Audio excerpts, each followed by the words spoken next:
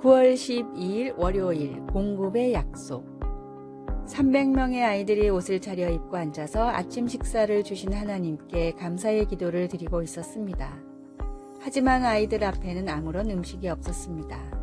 고아원을 운영하고 있는 선교사 조지 물러에게 이런 일은 자주 있는 일이었습니다. 그러나 이 상황은 하나님께서 어떻게 공급해 주시는지 알게 해주는 기회이기도 했습니다. 뮬러가 기도한 지 몇 분 안 되어 간밤에 잠을 이루지 못한 제빵사가 고아원의 문을 두드렸습니다. 그는 고아원에 빵이 필요할 거라고 생각되어 3바구니나 되는 빵을 간밤에 만들었던 것입니다. 조금 후에는 우유장수가 나타났습니다. 그의 손수레가 고아원 앞에서 고장나는 바람에 우유가 상하는 것을 원치 않은 그는 뮬러에게 우유를 모두 주었습니다. 우리가 잘 지내는 데 필요한 자원인 음식과 집, 건강, 재정, 친구들이 없을 때, 염려나 걱정, 자기 연민 등을 한바탕 치르는 것은 정상적인 일입니다. 그런데 열왕기사 17장 8절에서 16절 말씀은 하나님의 도움이 나는 떡이 없고 다만 통에 가루 한 움큼과 병에 기름 조금뿐이라고 말한 가난한 과부처럼 전혀 예상하지 못한 방법으로 올 수 있다는 것을 상기시켜 줍니다. 그 이전에 엘리야에게 공급해 준 것은 까마귀였습니다. 우리는 부족한 것을 채우려고 염려하므로 여러 갈래로 길을 찾아 나설 수 있습니다.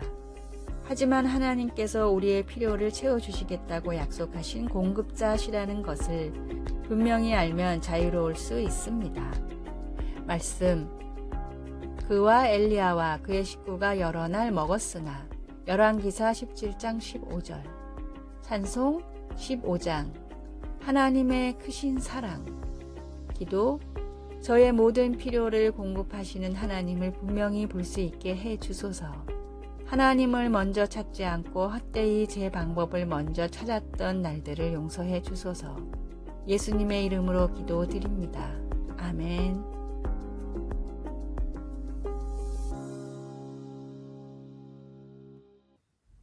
9월 13일 화요일 쳇바퀴를 돌려도. 론 허치크래프트의 마음 도둑이란 책에 나오는 게르빌루스라는 다람쥐와 주인의 대화입니다. 아침에 일어난 주인이 게르빌루스를 찾아가 계획을 물었습니다. 게르비, 오늘의 계획은 뭐야? 일단 사료를 먹어야지. 그리고 잠시 쉬었다가 곧 시작할 거야. 시작한다니 뭐를? 게르빌루스는 귀찮다는 듯이 대답했습니다. 먹긴 뭐야? 쳇바퀴 도는 일이지. 잠시 뒤 사료를 다 먹은 게르빌루스는 쳇바퀴에서 열심히 달렸습니다. 주인이 몇 시간 뒤 찾아와 다시 물었습니다.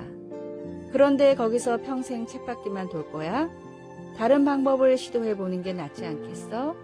주인의 말을 들은 게르빌루스는 고개를 끄덕였습니다.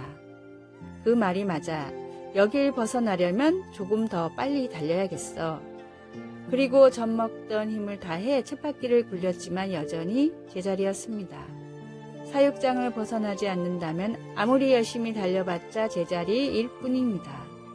진리로 얻은 자유함을 버리고 다시 세상의 쳇바퀴로 돌아가는 어리석은 성도가 되지 마십시오. 오늘의 말씀. 임금들과 높은 지위에 있는 모든 사람을 위하여 하라. 이는 우리가 모든 경건과 단정함으로 고요하고 평안한 생활을 하려 함이라. 디모데전서 2장 2절. 오늘의 찬송 207장 귀하신 주님 계신 곳. 오늘의 만나. 없어질 것을 위해 열심히 내는 어리석은 자가 되지 않게 하소서. 똑같은 세상에 나가 똑같은 일을 해도 주님을 위한 마음으로 합시다.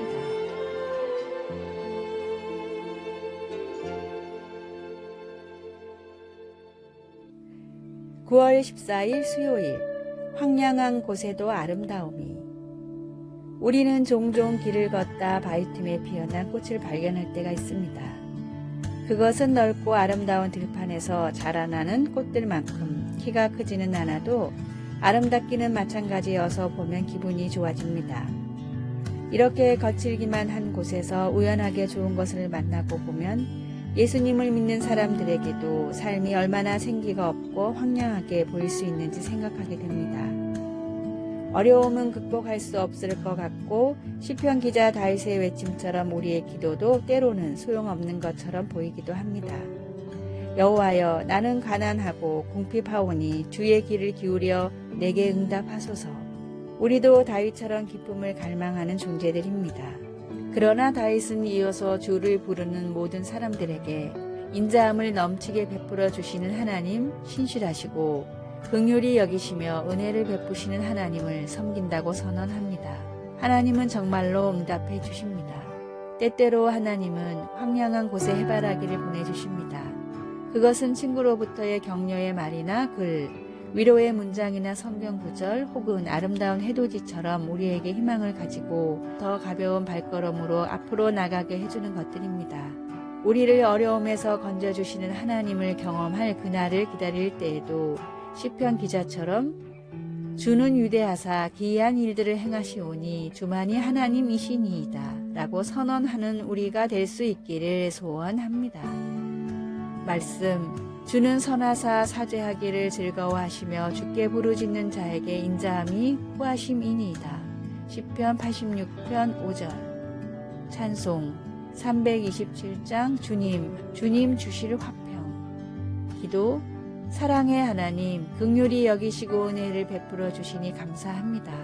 신실하신 하나님이 과거의 나의 기도를 어떻게 응답하셨고 또 미래에 어떻게 응답하실지 기억하게 하소서.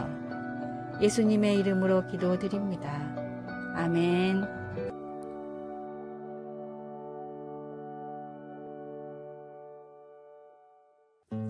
9월 15일 목요일, 부자를 위한 질문. 사람들은 누구나 부자가 되고 싶어 합니다. 그러나 얼마나 가져야 부자라고 할 수 있을까요? 사람마다 기준은 모두 다를 것입니다. 다음은 미국의 유명한 인터넷 커뮤니티에 올라온 당신이 부자인지 확인할 수 있는 질문이라는 글입니다. 첫째, 친구의 성공에 진심으로 축하할 수 있다면 부자이다. 둘째, 남을 위해 베풀 때 본절 생각이 안 난다면 부자이다. 셋째, 자녀들의 존재만으로 기뻐할 수 있다면 부자이다. 넷째, 모든 식사에 앞서 진심으로 감사 기도를 드린다면 부자이다. 다섯째, 일상에서 접하는 자연의 아름다움이 느껴진다면 부자이다. 여섯째, 부족한 것에 대한 갈망이 아니라 있는 것에 대해 감사하고 있다면 부자이다. 일곱 번째, 남을 비난하는 횟수보다 더 많이 축복한다면 부자이다.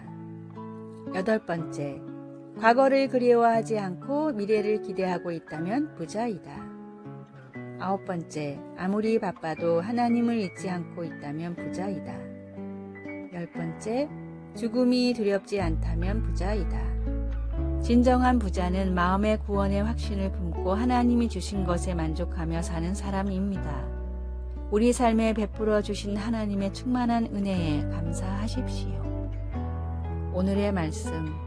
내가 비천에 처할 줄도 알고 풍부에 처할 줄도 알아. 모든 일에 배부르며 배고픔과 풍부와 궁핍에도 일체의 비결을 배웠노라. 빌립보서 4장 2절. 오늘의 찬송 301장 지금까지 지내온 것. 오늘의 만나. 주님께서 인정하는 진정한 부자가 되는 삶을 살게 하소서. 10가지 목록 중에 내게 필요한 부분이 무엇인지 살피고 개선합시다.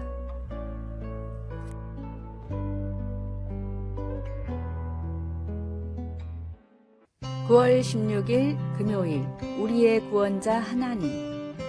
넓은 바다에서 한 구조대원이 철인 3종 경기 중 당황하여 난관에 빠진 수영선수들을 돕기 위해 카약을 타고 나섰습니다. 그 여자 구조 요원은 카약의 가운데를 잡으면 배가 뒤집히는 것을 알고 배 가운데 부분을 잡지 마세요 라고 수영선수들에게 소리쳤습니다. 그 대신 그녀는 힘이 빠진 수영선수들을 카약의 앞머리 쪽으로 가라고 했습니다. 거기서 고리를 잡으면 이 카약 안전요원이 그들을 구조해 주었습니다. 삶이 그리고 사람들이 우리를 끌어내리려 하는 위험 앞에서 예수님을 믿는 우리에게는 구원자가 계심을 압니다. 주 여호와께서 이같이 말씀하셨느니라. 나 곧 내가 내 양을 찾고 그 흩어진 모든 곳에서 그것들을 건져낼지라.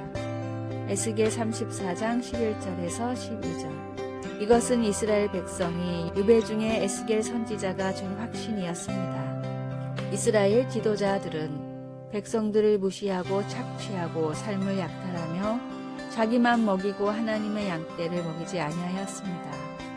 그 결과 사람들은 온 지면에 흩어졌으되 찾고 찾는 자가 없었습니다. 그러나 주님은 내가 내 양을 건져내겠다고 선언하셨습니다. 그리고 그분의 약속은 지금도 유효합니다. 우리는 무엇을 해야 할까요? 전능하신 하나님과 그분의 약속을 견고히 붙잡으십시오. 하나님은 나 곧 내가 내 양을 찾고 찾으리라고 말씀하십니다. 그것은 단단히 붙잡을 가치가 있는 구원의 약속입니다.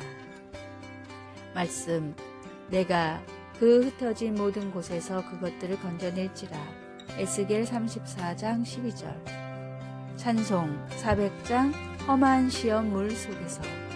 기도, 하나님, 인생이 너무나 두려울 때엔 험한 풍랑에서 돌이켜 언제나 하나님께 나아가게 하소서. 아멘.